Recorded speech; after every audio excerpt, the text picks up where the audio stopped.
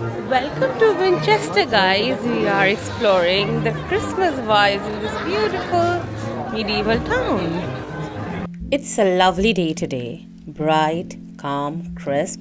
Not the usual wet British winter where everything feels a bit grey. This is the good kind of cold. The kind where the sun is out, your breath shows, and being outside actually feels nice. We are in Winchester, the ancient capital of England, a city with layers of history everywhere you look. If you enjoy old towns, historic streets, and places that feel quietly important, you'd really enjoy Winchester. Today, though, we are here for something simpler. We are here to soak in the Christmas atmosphere of a medieval town. And Winchester does Christmas beautifully. The whole city feels ready for the holidays. Lights hanging across the streets, decorations in every window, every corner feels festive without feeling overdone.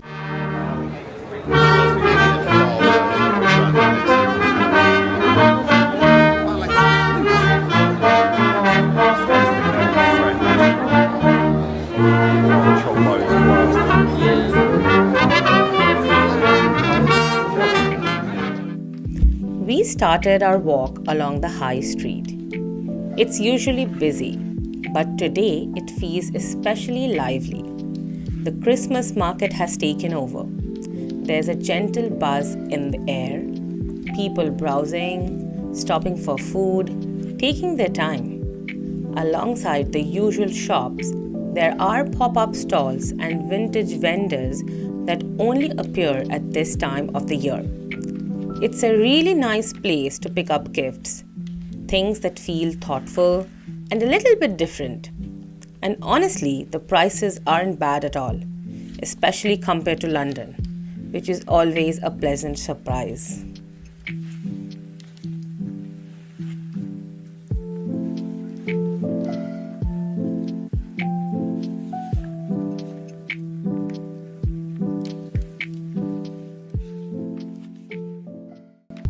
We stopped at a small local cafe that's known for making their own chocolates. Naturally, we had to try it. I ordered a hot chocolate with chipotle chili, and Abhishek ordered a normal mocha. I took a bit of a risk, but it was a good one. It wasn't spicy, rather, it was a little bit salty and a little sweet. Perfect for a cold day like this.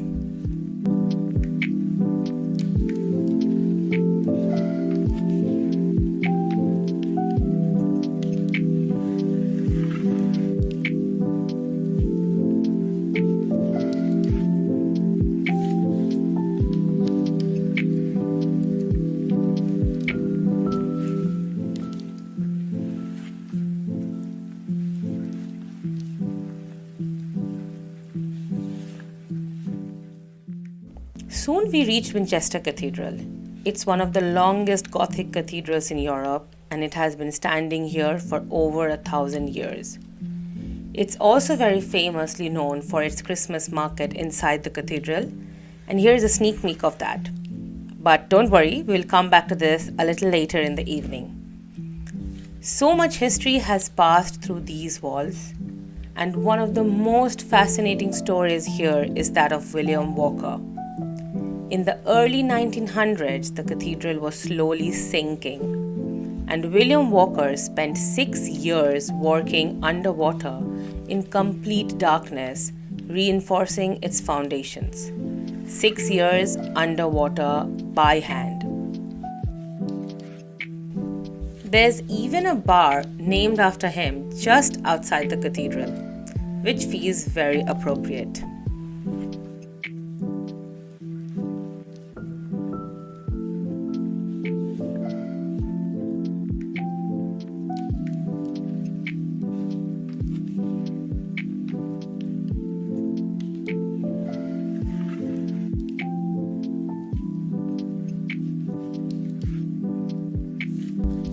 Just behind the cathedral, you'll find Wolvesey Castle. What you see today are mostly ruins, but once upon a time, this was one of the most important places in Winchester. This was built in the 12th century and served as the home of the powerful bishops of Winchester. Back then, bishops weren't just religious figures, they were politicians, decision makers, very influential people. Wolvesey Castle even hosted kings and important royal events, including weddings and feasts. Over the centuries, it slowly fell into ruin. But walking through it now feels peaceful, a little forgotten, and quietly beautiful.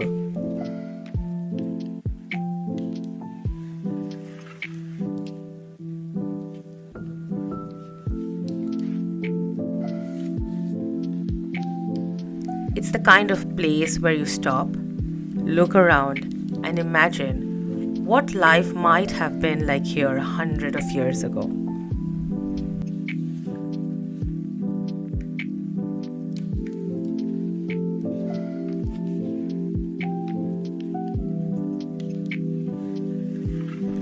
A short walk from the cathedral is Winchester City Mill, one of the oldest working water mills in the country. There has been a mill on this spot for over 1,000 years. The mill still uses the natural flow of the River Itchen to turn its wheel. Slow, steady, unchanged. Inside, you can see how grain was once milled into flour.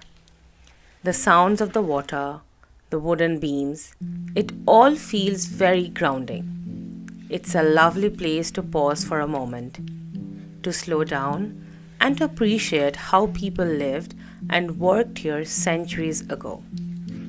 Sometimes the simplest places stay with you the longest.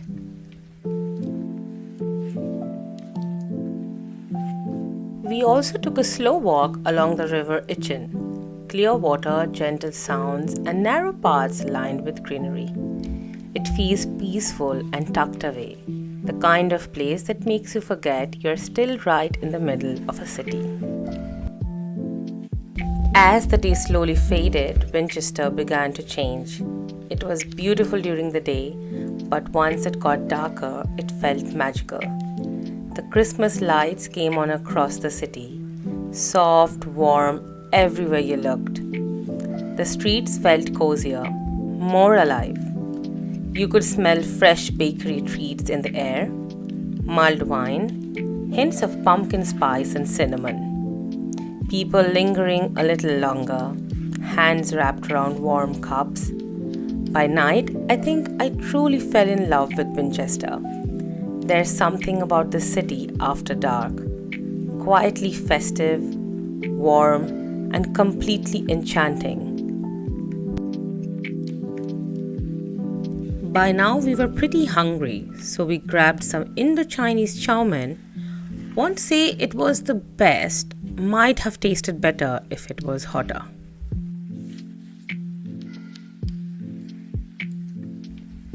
And finally, we made our way to the Winchester Christmas Market. It was the second last weekend, and the queue said it all. We waited for about 30 minutes before getting in. But honestly, no one seemed to mind. There was excitement in the air, that quiet, happy kind of waiting. Stepping inside felt like walking into a little winter world of its own. Soft lights everywhere, wooden shallots glowing warmly against the cold evening air. I have always loved Christmas markets. There's something deeply comforting about them. The gentle hum of conversations, laughter drifting through the air, the smell of food and warm drinks everywhere you turn. This one felt extra special because it sits right within the cathedral grounds, surrounded by history, wrapped in lights. It felt intimate, cozy, and almost magical. The stalls were beautiful, thoughtfully made gifts, handcrafted pieces, things that felt personal, not rushed. There were so many food options too. Mulled wine steaming in the cold, fresh bakes, festive treats you didn't plan on having but absolutely needed. It was one of those places where time slows down, where you want to wander just a little longer. Take it all in, a really lovely way to end the day. And with that, we end our day in Winchester, a slow walk and a city wrapped in Christmas. See you in the next one. Till then, take care. Bye-bye.